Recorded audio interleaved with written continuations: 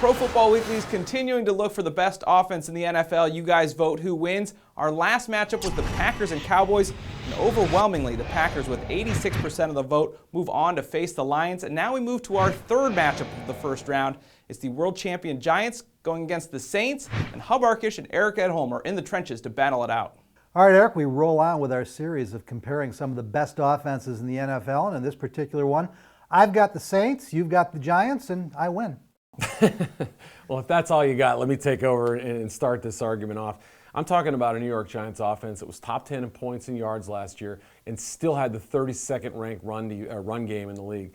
They ran the ball better in the postseason. Offensive line came together. I think it's going to be a better group in 2012. They just drafted this kid named David Wilson. So even with the 32nd run game last year, they stand to be very, very good and were a top 10 offense last year. I see nothing but improvement. Well, and I think the key to this is the Giants have a ring, and the Saints haven't gotten one in a few years, and I'll take that ring. So you have to take that into consideration. But when we talk about the New Orleans Saints, really the Green Bay Packers are the only team I think you can put up against them because Drew Brees is at this point the second best quarterback in the NFL. He set the record last year. Nobody's ever thrown for as many yards in a season as he has. And the other thing about the Saints offense, number one in passing, they're sixth running the football. They're really good with those running backs. Darren Sproles is a secret weapon. It's not much of a secret, but it's a weapon nobody else has. Nobody can touch it. And then you look at that passing game, Marcus Colston, Jimmy Graham, where did this kid come from?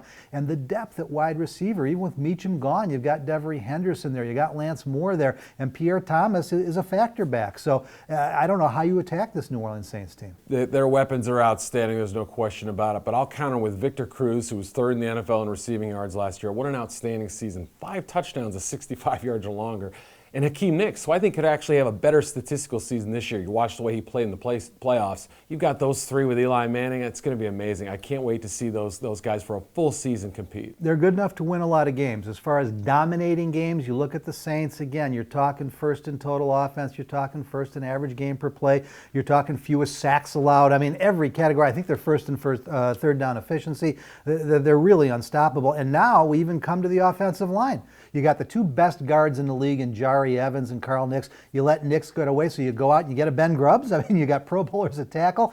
I don't know how anybody is going to argue again. Maybe you put the Packers or the Pats in with them, but this is one of the best offenses in the league in New Orleans. You know, that's assuming that the coaching situation is not going to undercut everything. I really do worry about the Saints this year. Bountygate, Sean Payton being gone, Joe Vitt being out the first 6 games. I know Pete Carmichael called plays most of the season last year and did a darn good job, but I think they lose just a little bit of their edge. The whole Drew Brees contract situation, all this stuff weighing over their heads. And I think the Giants, what they do best is fix problems. They've got great coaching. They lost so little from last year's team. I expect them to keep rolling. A lot of people don't even realize because it's Sean Payton, offensive guru. Yeah. It was Pete Carmichael. I think it was week 3 or 4 that Payton got his knee rolled up on the sidelines.